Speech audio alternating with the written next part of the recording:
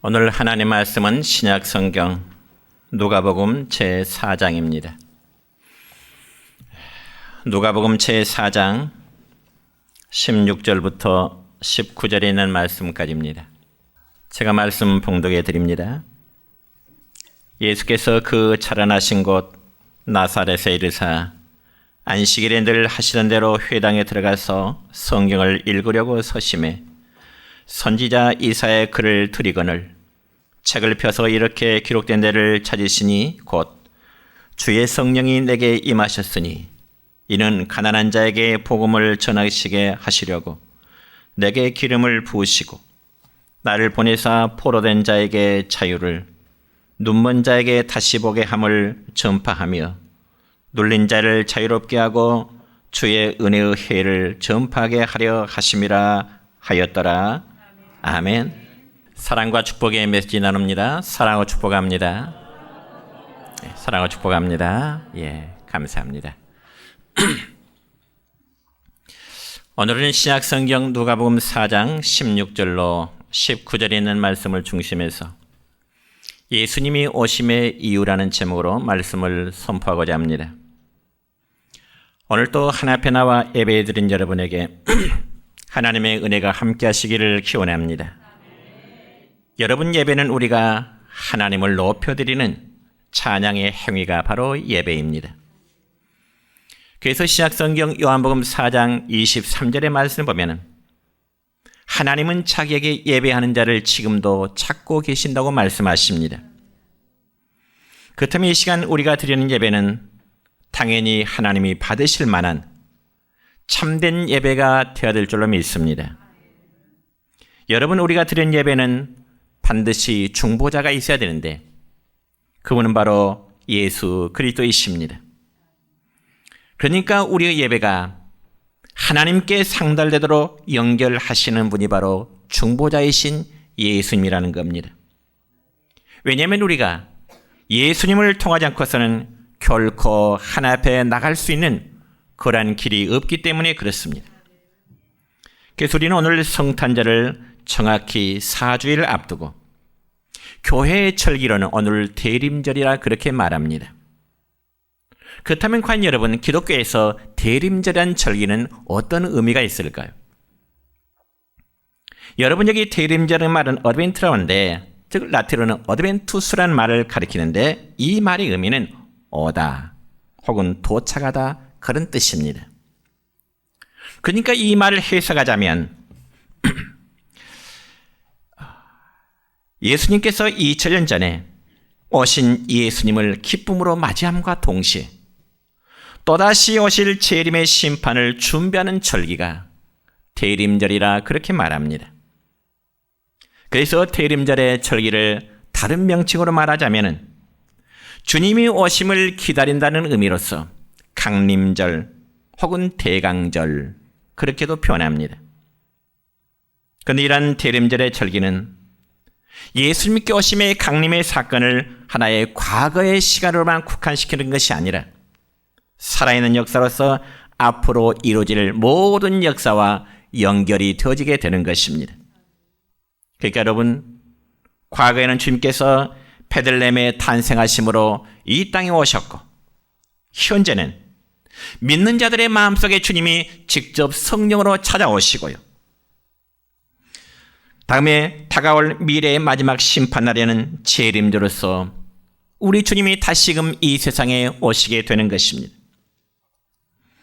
그러므로 결과적으로 여러분, 태초부터 종말까지 이어지는 역사 중에 최대의 사건은 바로 그리스도께서 처음 오시는 초림과 세상 끝날 마지막 때 오실 예수님의 재림, 이 두 가지의 사건인 것입니다. 그래서 오늘은 대림절 첫 번째 주일로서 예수님께서 이 세상에 오심의 목적에 대한 그 말씀을 함께 나누고자 합니다. 여러분, 오늘 우리가 읽었던 본문 말씀 보면은 예수님께서 자신의 고향인 나사렛에서 복음을 전하시는 그러한 사건입니다. 오늘 본문 16절 첫 부분의 말씀을 보면 이렇게 기록됩니다. 예수께서 그 자라나신 곳 나사렛에 이르사, 이런 말씀으로 기록됩니다. 그러니까 예수님은 유대 나라 베들레헴에서 탄생하셨지만은 예수님께서 어린 시절 자라는 것은 나사렛, 지금의 지명은 나자렛. 이 나사렛에서 자라셨기 때문에 통상 예수님 앞에 붙는 수식어는 나사렛 예수, 그렇게 명칭이 불러지게 되는 것입니다. 그런데 어느 날 예수님은 어린 시절에 안식일이 되어서 회당에 들어가셔서 성경을 읽고자 하십니다. 여러분, 예수님 당시에 회당이라 그러면은 과거 이스라엘 백성들이 저 바벨론 나라의 포로 시절이 있었습니다. 그래서 그들은 바벨론 땅에서 포로 생활하면서 그들이 모여서 모세 오경인 성경을 공부하고, 그리고 그들이 신앙을 토론한 데에서 바로 이 회당이 유래가 시작되어진 것입니다. 그래서 역사를 보면 이스라엘 백성들은요, 그들이 10가정 이상만 모이면 반드시 회당을 세워서 성경을 가르치고 또 자녀들에게 성경을 이제 공부를 시켰던 것입니다. 그러므로 예수님도 역시 어린 시절 아마 나사렛 회당에서 신앙 교육을 받으셨을 것입니다. 그러므로 오늘 본문 말씀에 보면은 예수님께서 성경을 읽으려고 회당에 들어가셨는데 그 회당 안에 심부름하는 사환이 이사야 성경에 기록된 두루마리를 들고 나왔습니다. 물론 오늘날 우리는 성경 한 권 안에 66권 전체가 이제는 하나로 묶어져 있지만은 여러분, 옛날에는 종이 문화가 발달하기 이전이라 주로 양의 가죽이라든지 혹은 파피루스 식물을 다진 그 종이에 성경을 한 권씩 따로 기록해서 두루마리로 보관을 했습니다. 그래서 만약 내가 창세기 말씀을 읽고 싶다면 창세기에 기록된 두루마리 성경을 펼쳐서 성경을 읽게 되고요. 내가 이사야서의 말씀을 읽고 싶다면 바로 이사야서만 기록된 두루마리 성경을 펼쳐서 읽게 되었던 것입니다. 여러분, 물론 옛날 우리나라 선교 초기에 보면은 쪽복음이라는 게 있었습니다. 아마 아신 분들은 아실 겁니다. 그래서 요한복음만 따로 있는 책, 마태복음만 따로 기록된 책, 주로 사복음서가 한 권 한 권씩 기록돼서 소위 그것을 쪽복음이라 그렇게 말합니다. 그래서 각각 따로따로 기록된 성경이 있었던 우리나라 과거 선교 초기의 모습과도 같은 거죠. 그러므로 예수님도 회당에서 들어가실 때 거기서 봉사하는 하나의 사원 하나가 성경을 갖다 주는데 그 성경은 바로 이사야서라고 하는 기록된 두루마리 성경이었습니다. 그래서 예수님께서 두루마리 성경을 쫙 이사야서를 펼치는데 바로 이사야 61장의 내용이 나오는 거죠. 이사야 61장의 내용인데 그 말씀이 바로 오늘 읽은 본문 18절과 19절의 말씀입니다. 함께 읽습니다. 주의 성령이 내게 임하셨으니 이는 가난한 자에게 복음을 전하게 하시려고 내게 기름을 부으시고 나를 보내사 포로된 자에게 자유를, 눈먼 자에게 다시 보게 함을 전파하며 눌린 자를 자유롭게 하고 주의 은혜의 해를 전파하게 하려 하심이라. 아멘. 여러분, 이 말씀은 원래 하나님께서 이스라엘 백성들을 포로에서 귀환시킬 것과 또한 그날에 임할 하나님의 축복에 대한 예언의 말씀입니다. 그러므로 이 말씀은 실제로 이스라엘 백성들이 저 바벨론에서 70년의 포로 생활을 마치고 그들이 본국으로 귀환함으로 성취된 거죠.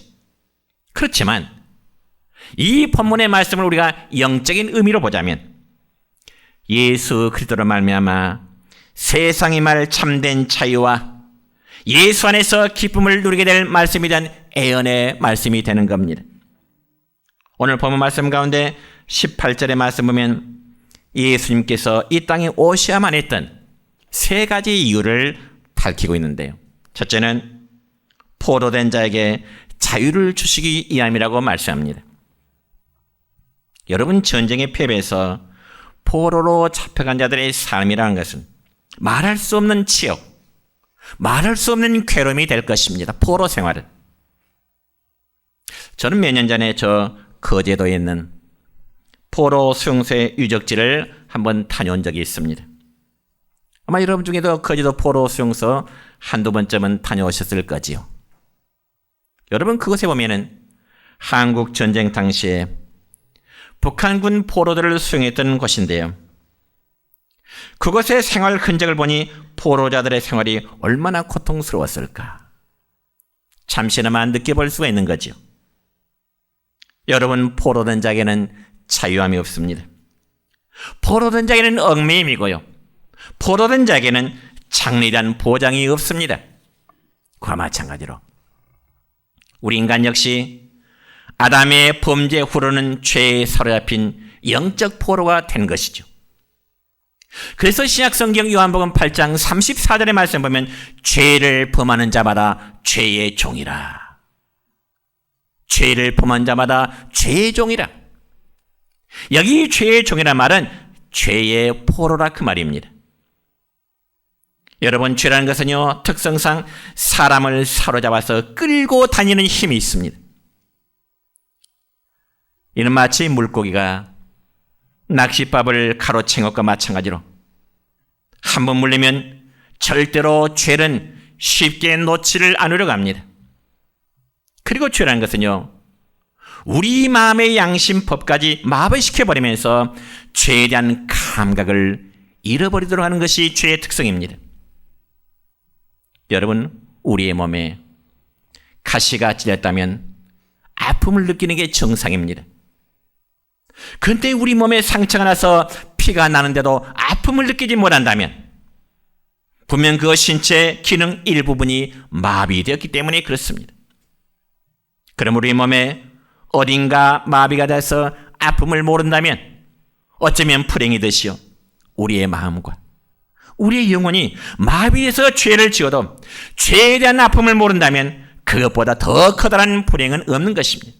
죄를 지을 때 마음의 양심의 고통을 느끼는 것이 정상적인 사람이지, 죄를 지켜도 마음의 양심이 없고 떳떳하면 불행한 자지요.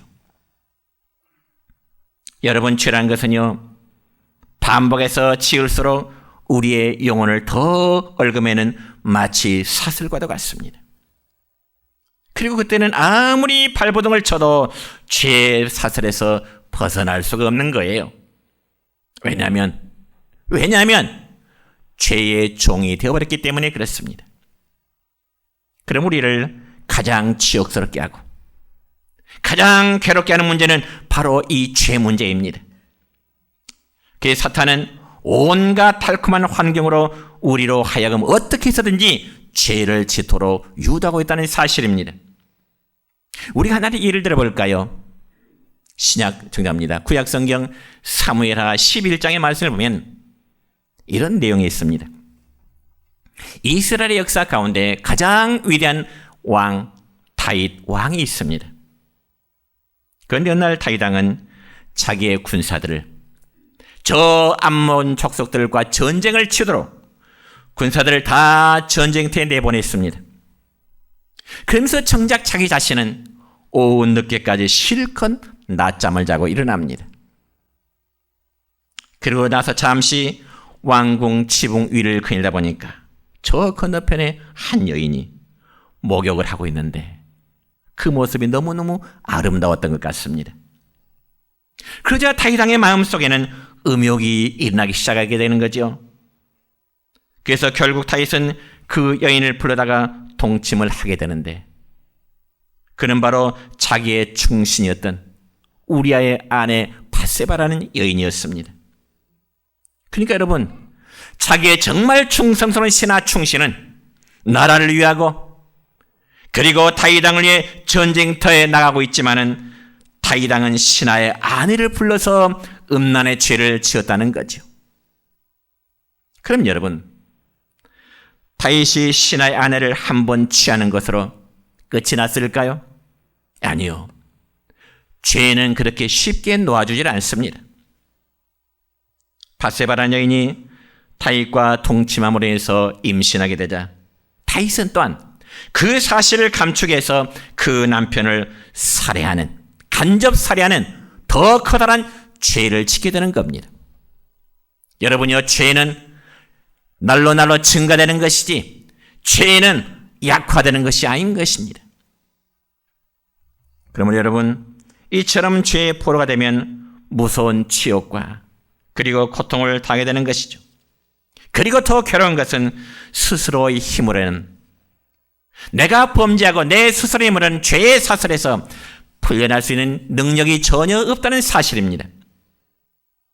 여러분, 죄의 특성은요, 자신을 변명하고 합리화할 뿐만 아니라 그 책임을 다른 사람이나 어떤 환경에 돌리고자 하는 것입니다. 그렇다고 하여 죄로 인한 고통이 감해지지는 않습니다. 그래서 여러분, 죄는 삼손과도 같은 그 천하장사도 죄 앞에 무너지게 됩니다. 그래서 예수님은 이처럼 죄의 포로가 되어서 고통당하는 자들을 자유하게 하시기 위해서 사람의 몸으로 이 땅에 오신 사실을 여러분 믿으시기를 축원합니다. 그리고 이 죄 문제를 해결하시기 위해서 고난을 당하셨고요. 그리고 십자가의 죽음 당하신 것 역시 믿으시기를 바랍니다.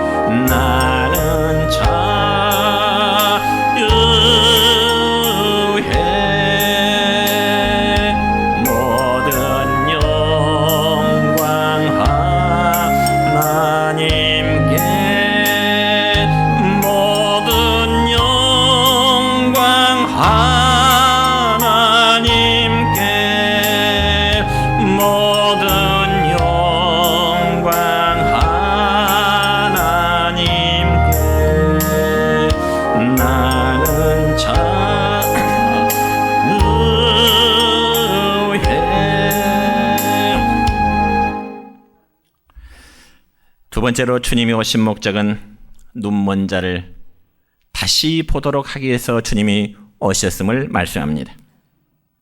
여러분, 여기 눈먼 자란 역시 소경을 말합니다.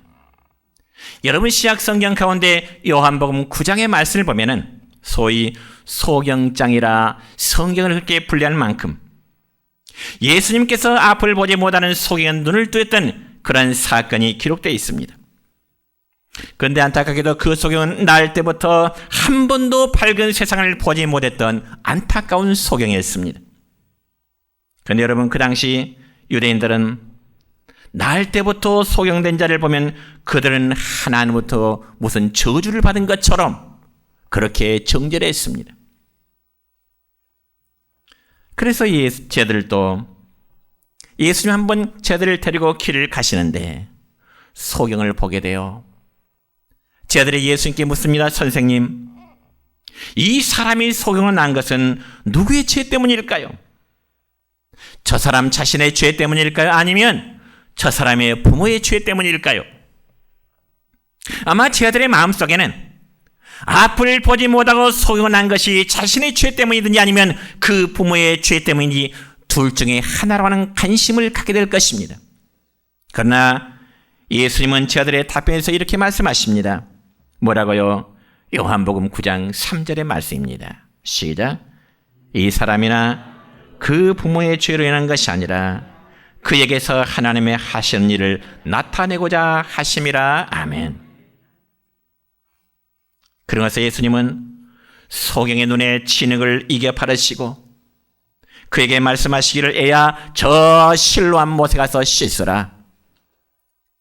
진흙으로 앞을 보지 못한 소경의 눈을 발라주시고 저 실로암 연못에 가서 그 물로 씻으라. 이는 한마디로 소경에게 순종을 요구하시는 말씀입니다. 그자 소경은 그 즉시로 실로암 연못으로 가서 눈을 씻음니 밝은 눈으로 보게 되었더라 말씀하십니다. 이처럼 예수님이 가시는 곳마다 수많은 병자가 나음을 입게 됩니다. 오늘날도 여러분이요, 정말 치료의 권능자 예수님을 신실히 믿고 간구하는 자에게 이러한 기적이 나타날 줄 믿으시길 바랍니다. 그런데 여러분, 소경이 자신의 육신의 눈을 뜨는 것보다 더 중요한 것은 바로 영적인 눈을 뜨게 되었다는 사실입니다. 우리 스스로 한번, 우리 각자 한번 진단해 볼까요? 여러분의 영적인 눈은 어느 정도나 띄었다고 생각하십니까? 그리고 영적인 눈으로 여러분 자신을 한번 바라본다면 여러분의 모습이 어떻게 보일 거라고 생각하십니까? 여러분 자신의 모습을 바라볼 때 여러분의 모습이 죄인의 모습으로 바라보일까요? 아니면 깨끗한 의인의 모습으로 바라보일까요? 결론, 여러분의 모습이 죄인의 모습으로 보여야 여러분이 예수님 앞에 나갈 수 있는 것이지, 만약 여러분 스스로가 죄 없고 깨끗하고 의인의 모습으로 보인다면 여러분은 결코 예수님께 나오지를 않았을 것입니다. 그와 마찬가지로 날 때부터 소경된 자 역시 그가 앞을 보지 못하는 까닭에 예수님이 자신의 눈에 진흙을 이겨 발라도 그리고 저 실로암 연못에 가서 씻으라 말씀하실 때 그는 주저하지 않고 순종할 수 있었던 것입니다. 여러분, 순종의 결과는 밝은 눈으로 세상을 볼 수 있었던 사실입니다. 그러므로 예수님은 소경의 눈을 뜨게 하심으로 자신이 그리스도이심을 이제 드러내시고 영적으로도 눈먼 자들의 눈을 뜨게 하여 그리스도를 보도록 하신 것입니다. 여러분, 그럼에도 불구하고 영적인 교만으로 스스로 본다고 하는 바리새인들은 소경의 눈이 뜬다는 사실을 봤으면서도 믿으려고 하질 않았습니다. 저는 지금까지 목회하면서 영적 교만에 사로잡힌 교회의 직분자들 보면 참 안타까운 마음을 가져봅니다. 여러분, 특별히 영적 교만에 사로잡힌 자들의 특징을 보면은 자기 자신의 실수에 대해서는 최대한 합리화하고자 합니다. 그래서 아무것도 아니라고 스스로 자기의 실수에 대해서는 스스로 용납해버리죠. 그러한 반면에 상대방의 실수에 대해서는 조금도 용서하지 않습니다. 비판하기를 즐겨해요. 왜냐하면 자기 자신에 대해서는 몰라도 너무 모르기 때문에 그렇습니다. 자기의 자신을 영적인 모습으로 바르게 판단한다면 다른 사람의 실수와 다른 사람의 범죄를 비판하거나 정죄하지를 못합니다. 그들이 바로 예수님 당시에는 바리새인과 서기관들이었습니다. 그들은 영적으로 눈이 먼 자들입니다. 그래서 그들은 눈이 있으나 보지 못하는 영적 소경이 된 자들이지요. 바라기는 여러분의 영적인 눈이 되어서 여러분 자신을 바르게 바라볼 수 있기를 축원합니다. 그래서 자기 자신을 바르게 바라보는 자는 남의 허물에 대해서 감히 비판할 수가 없는 겁니다. 세 번째로 주님이 오심은 눌린 자를 자유케 하시기 위해서 주님이 오셨다고 말씀하십니다. 물론 이 말씀은 이사야서 61장에는 없는 내용입니다. 그러나 예수님께서 이사야 61장의 말씀을 인용하면서 이 본문의 말씀은 예수님이 추가적으로 하시는 말씀이죠. 그러면 과연 이 눌린 자란 누구를 말하는 것일까요? 당연히 억압당하는 자를 말하겠죠. 여러분, 실제로 이 세상에는 우울하게 눌려지는 사람들이 너무나 많습니다. 예를 들어 강대국들은요, 약소 민족들을 억누르고요, 좀 힘이 든 자들은 약한 자를 누르는 세상입니다. 그러므로 예수님 당시에 이스라엘은 로마의 식민자를 했기 때문에 수많은 수탈을 당했고 당시 헤로당의 폭정으로 인해서 세례 요한은 목배임을 당했습니다. 그러나 예수님은 한 번도 거대한 제국과 태양하지를 아니했고요. 또한 세례 요한의 석방을 위해서 오늘날로 말하자면 서명운동도 하지를 않았습니다. 그러니 어떻게 보면 예수님께서는 초국의 독립에 대해서는 너무 소극적인 것처럼 보이죠. 그러나 예수님은 복음으로 로마를 정복했습니다. 그리고 예수님은 복음으로 세계를 정복하게 됩니다. 그러면 예수님께서 말씀하신 눌린 자란 구체적으로 어떤 자를 눌린 자라 말씀할까요? 이들은 바로 죄와 마귀로부터 지배를 받고 있는 자들, 그들을 자유케 하시기 위해서 예수님이 오신 것입니다. 그렇다면 여러분, 인간을 불행하게 하는 그 마귀의 존재는 과연 어떤 존재일까요? 여러분, 성경에 보니까 마귀는 원래 가장 영화롭고 지혜롭게 칭을 받은 천사였지만 그들이 하나님의 권위에 이제 도전함으로써 타락한 자들, 하나님의 권위를 도전하다가 타락한 자들, 그게 바로 마귀 사탄의 존재들입니다. 한마디로 타락한 천사들이 마귀요 귀신하는 겁니다. 여러분, 신약성경 요한계시록 12장의 말씀 보면은 이 마귀들의 숫자는 굉장히 많아서 인간들의 힘과는 비교할 수 없는 큰 힘을 가지고 있음을 말씀합니다. 그리고 또한 마귀는 아주 큰 지혜를 가지고 있다고 말씀합니다. 그래서 이 마귀는 사람을 사로잡아 온갖 질병을 일으키기도 하고요. 여러분, 사탄 마귀에게 억눌려 인생을 망치는 분들이 얼마나 많이 있는지 모릅니다. 그래서 예수님은 이런 마귀의 사망 권세에서 우리를 구원하시고 생명을 주시기 위해서 2000년 전에 오심을 여러분 믿으시길 바랍니다. 여러분, 우리 인간들은 로봇가 아니기 때문에 정말 자유가 필요합니다. 그래서 생명보다 자유를 귀하게 여겨서 자유가 아니면 죽음을 달라오는 그런 이유가 있습니다. 여러분, 굳이 자유를 한번 구분해 보자면 저는 세 종류의 자유가 있다. 한번 그렇게 구분해 봅니다. 첫째는 육신적인 자유입니다. 그래서 빈곤한 자보다는 부유한 자가 더 많은 자유함을 누리게 되는 것이고요. 권세를 가지고 있는 자는 권세를 가지고 있지 않는 자보다 더 많은 자유를 누리게 됩니다. 또한 배우지 못한 자보다는 배운 자가 더 많은 자유를 누리게 되는 거죠. 여러분, 육신의 자유는 어느 누구나 누려야 될 가장 기본적인 것입니다. 그러나 여러분, 이보다 더 고차원적인 자유가 있는데, 두 번째는 정신적인 자유, 즉 양심의 자유라고도 합니다. 특별히 1775년 미국의 독립혁명의 지도자였고 버지니아주 주지사였던 패트릭 헨리라는 사람은 자유에 대한 아주 명연설을 했습니다. 그 연설은 다름이 아니라 Give me liberty or give me death라는 말인데, 즉 자유를 달라.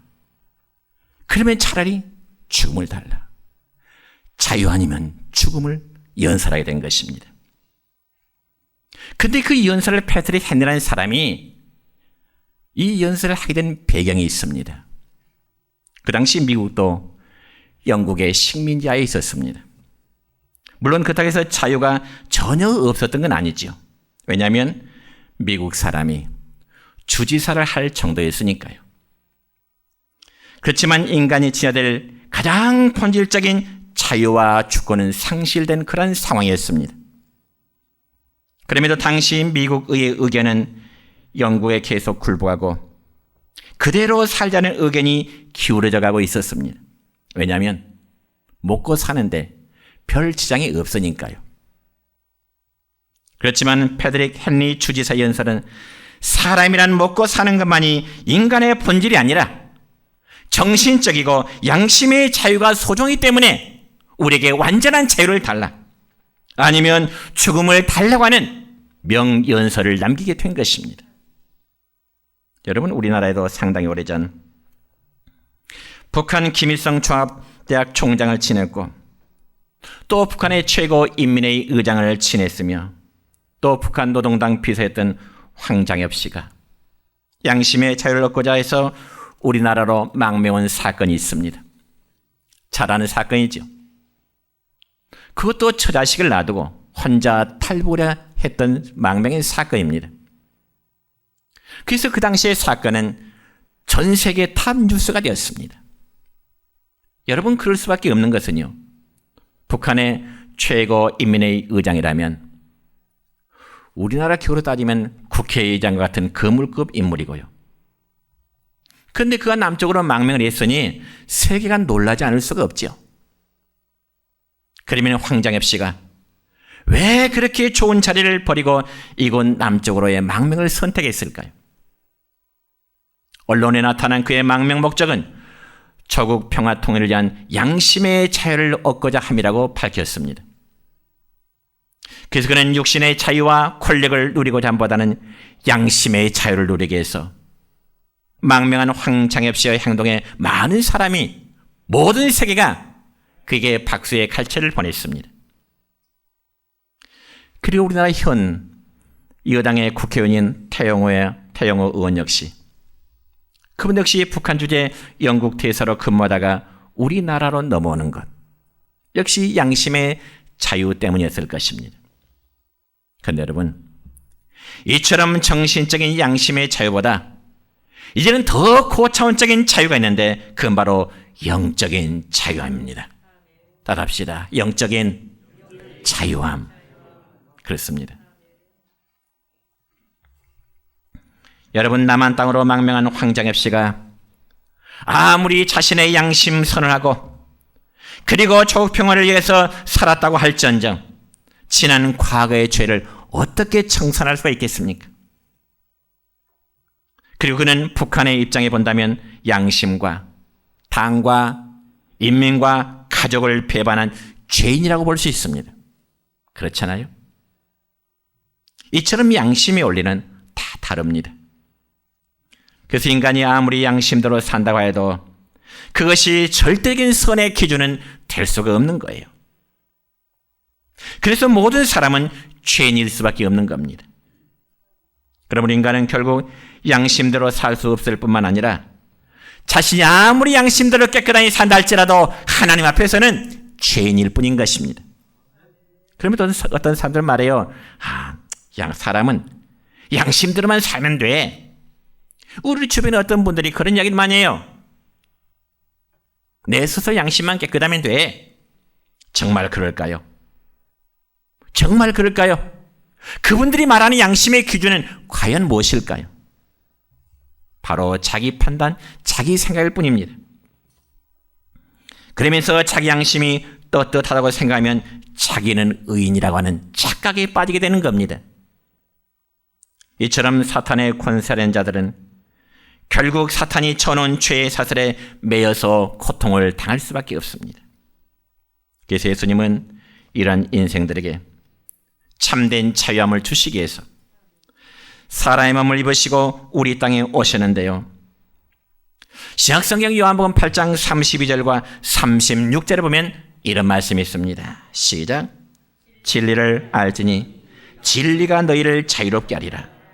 아들이 너희를 자유롭게 하면 너희가 참으로 자유로우리라. 아멘. 진리 대신 하나님의 아들 예수님을 우리가 바르게 알 때 우리는 이제 진리 안에서 참된 자유를 얻게 되는 것입니다. 자, 오늘 말씀했습니다. 예수님 우리에게 자유를 선포하시기 위해서 우리 가운데 오셨습니다. 그래서 포로된 자에게 자유를, 눈먼 자에게 다시 보게 되는 자유함을, 그리고 눌린 자에게 자유케 하시기 위해서 오심을 여러분 믿으시길 바랍니다. 그럼 우리를 자유케 하실 수 있는 분은 오직 한 분 예수님이십니다. 저와 여러분이 이 예수님을 믿음으로 죄와 마귀의 권세에서 온전히 구원을 받고 참된 자유함을 누릴 수 있는 우리 모두 되시기를 주 예수님의 이름으로 축원합니다.